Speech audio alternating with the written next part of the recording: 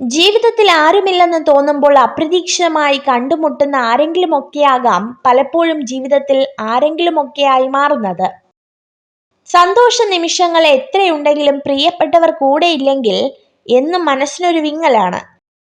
സ്വപ്നം കാണുക, ആ സ്വപ്നങ്ങളെക്കുറിച്ച് ചിന്തിക്കുക, ആ ചിന്തകളെ പ്രവൃത്തിയിലൂടെ സ്വന്തമാക്കുക.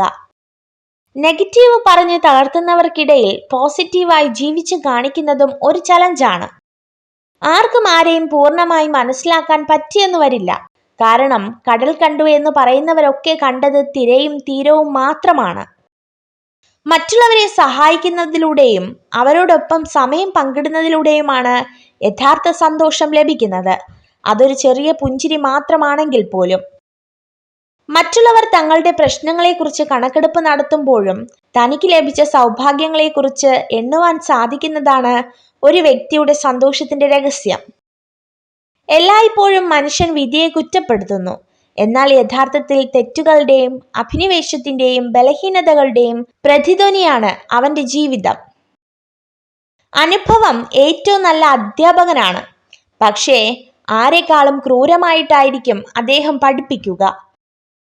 ഒരു മോശം അധ്യായം മാത്രമാണ് അവസാനിച്ചിരിക്കുന്നത്, അല്ലാതെ നിങ്ങളുടെ ജീവിതമല്ല. സ്നേഹിക്കുക, എന്നാൽ നിങ്ങളുടെ ഹൃദയത്തെ ദുർവിനിയോഗം ചെയ്യാൻ ആരെയും അനുവദിക്കരുത്. ചോദിച്ചു വാങ്ങുന്നതിനേക്കാൾ മൂല്യമുണ്ട് അറിഞ്ഞു നൽകുന്ന പലതിനും.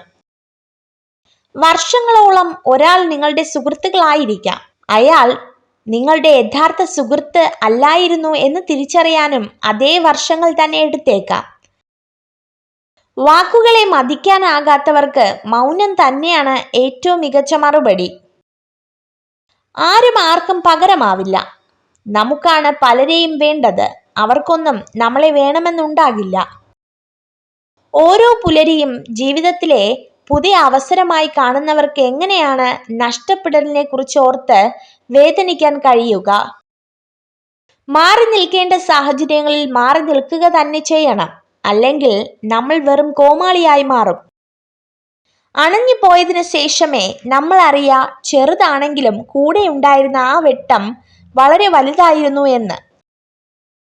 ശബ്ദം കുറച്ച് പരുഷമായ ശൈലിയിൽ സംസാരിക്കുന്ന പുരുഷന്മാരിലേക്കാണ് സ്ത്രീകൾ കൂടുതൽ ആകർഷിക്കപ്പെടുന്നത്. അവരുടെ ആത്മവിശ്വാസവും സംയമനവും സ്ത്രീകൾ പെട്ടെന്ന് മനസ്സിലാക്കുന്നു.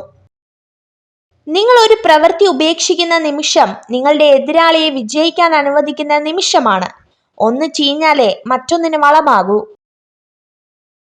നിങ്ങൾ ഈ വീഡിയോ കണ്ടതിന് നന്ദി. ഇതുപോലുള്ള കൂടുതൽ വീഡിയോകൾക്കായി ചാനൽ സബ്സ്ക്രൈബ് ചെയ്യൂ.